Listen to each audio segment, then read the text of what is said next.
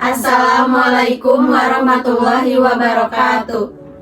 Perkenalkan, kami dari kelompok 3. Di video kali ini kami akan membahas mengenai analisis kesalahan penulisan yang ada dalam proposal. Sebelum masuk ke videonya, izinkan kami memperkenalkan diri kami.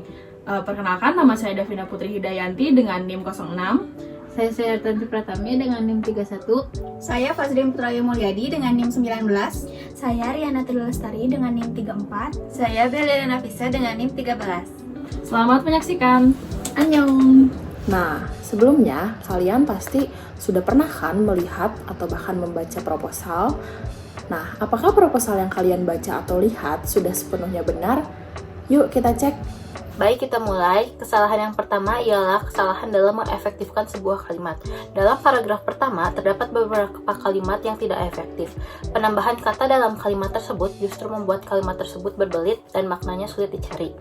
Kalimat dalam paragraf ini termaksud kalimat yang tidak efektif, dikarenakan terdapat kata sangat yang termaksud ke dalam pemborosan kata.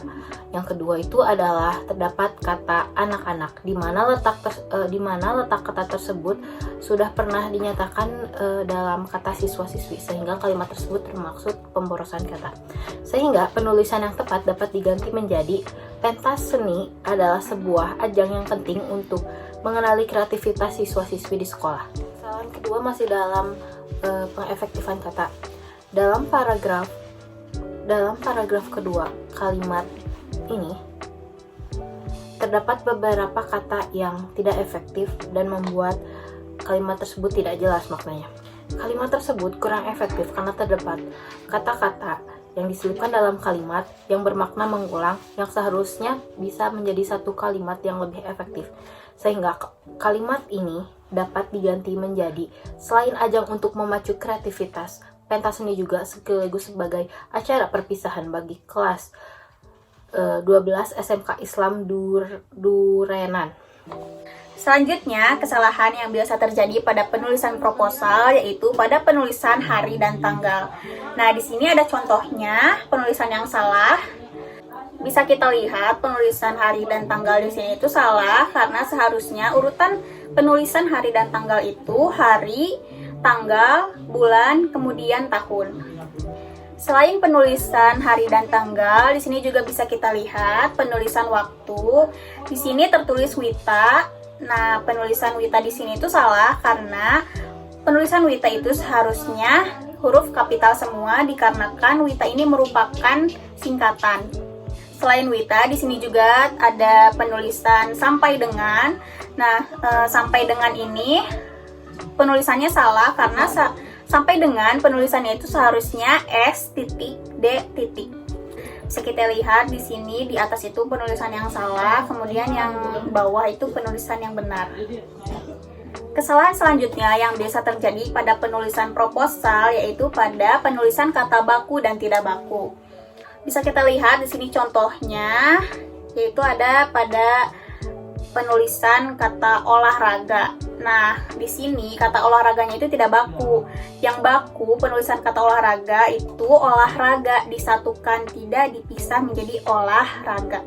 Selain olahraga, di sini juga ada kata sportivitas, itu tidak baku.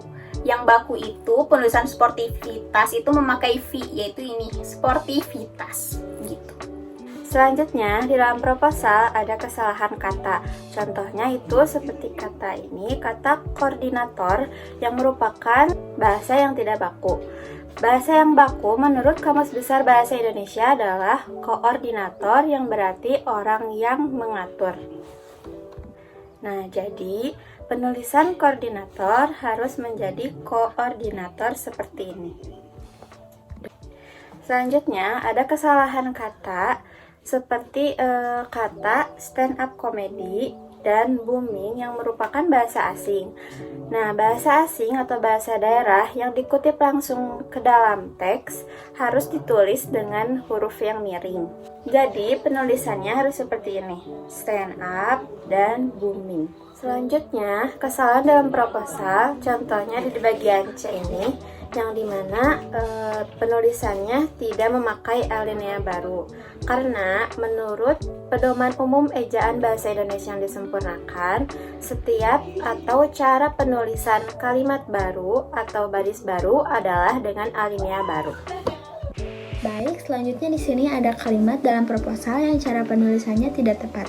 Bisa dilihat di sini ada kata puji syukur. Di dalam kata tersebut tidak menggunakan tanda baca spasi, yang mana menurut KBBI cara penulisan yang benar yaitu seperti ini. Puji spasi syukur dengan menggunakan tanda baca spasi. Baik, di proposal selanjutnya di sini ada kesalahan dalam penggunaan tanda baca. Tanda baca menurut PUEBI, Pedoman Ejaan Bahasa Indonesia, tanda titik digunakan untuk mengakhiri kalimat. Tambahkan satu spasi sebelum kalimat selanjutnya ditulis. Ini adalah aturan pemakaian tanda baca yang benar. Tetapi bisa kita lihat di sini, kalimat tersebut tidak menggunakan tanda baca spasi setelah tanda titik. Selanjutnya, pada kalimat pertama tertulis bahwa Infodenza merupakan salah satu wadah atau media sosial sosmed bagi masyarakat Kota Denpasar. Pada kalimat tersebut terdapat media sosial yang disingkat menjadi sosmed. Kalimat tersebut tidak efektif karena sosmed bukan singkatan dari media sosial, melainkan sosial media. Nah, sedangkan media sosial seharusnya disingkat menjadi medsos. Dan juga kata sosmed atau sosial media merupakan bahasa asing atau bahasa Inggris.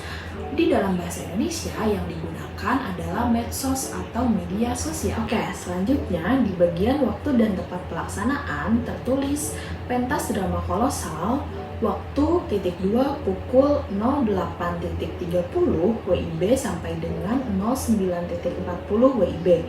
Kalimat tersebut tidak efektif karena adanya pemborosan kata yang ditandai dengan adanya kata pukul. Seharusnya kata pukul tidak perlu digunakan kembali karena di awal sudah dijelaskan dengan kata waktu yang sudah menjelaskan keterangan waktu, sehingga seharusnya ditulis dengan waktu (2) 08.30 sampai dengan 09.40 WIB. Nah, selanjutnya pada bagian tema kegiatan tertulis bahwa tema yang digunakan adalah kembangkan jiwa olahraga, sportivitas, solidaritas dengan mental juara. Kalimat tersebut merupakan kalimat tidak efektif karena di bagian solidaritas dengan seharusnya menggunakan spasi karena kata solidaritas dan kata dengan bukan merupakan satu kesatuan sehingga harus ada spasi. Nah, dan selanjutnya pada kata dengan di huruf D seharusnya tidak menggunakan huruf kapital karena kata dengan merupakan konjungsi atau kata hubung, sehingga walaupun merupakan bagian tema ataupun judul, kata dengan tidak diawali dengan huruf kapital. Nah, ada di bagian D, yaitu peralatan yang dibutuhkan. Salah satunya adalah mikrofon. Kata tersebut merupakan kata tidak baku karena dalam kata tersebut mikrofon ditulis menggunakan huruf C yang merupakan penulisan dalam bahasa asing, yaitu bahasa Inggris. Sedangkan dalam kaidah bahasa Indonesia, mikrofon ditulis menggunakan huruf K, yaitu dengan ejaan M-I-K-R-O-F-O-N. Nah, itu dia teman-teman. Terima kasih ya yang sudah menyaksikan. Wassalamualaikum warahmatullahi wabarakatuh.